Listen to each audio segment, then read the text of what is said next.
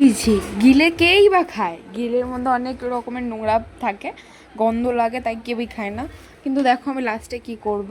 তো এখন ভালো করে সব কেটে নিয়ে মা দেখো এখানটায় বাটতে স্টার্ট করে দিয়েছে জিনিসপত্র।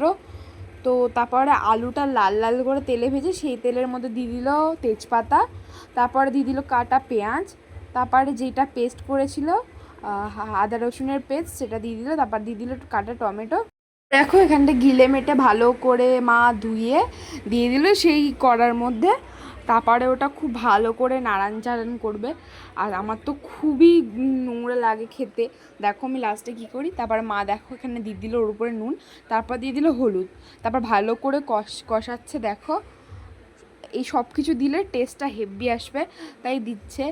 ওখান থেকে এত সুন্দর স্মেল ছাড়ছে, আমি তো সোজা চলে আসলাম কিচেনে মাকে দেখতে, মা কী রান্না করছে, কী কী দিয়ে রান্না করছে। তো দেখো তৈরি তো অর্ধেক হয়ে গেছে, আমি লোভ না সামলাতে পারলে মা অনেকটাই জল দিয়েছিল, সেটা শুকনো করতে হতো। তো আমি সঙ্গে সঙ্গে থালা নিয়ে চলে আসলাম, মাকে বললাম দিতে। তো মা বললো আমি ভিডিও করছি তুই নে। তো এখন অবধি দেখো কষেনি, এখন অবধি ঝোল, কিন্তু আমার লোভে তো খেতে ইচ্ছা করছে, হেভি খেতে হয়েছে, একদম ফাটাফাটি।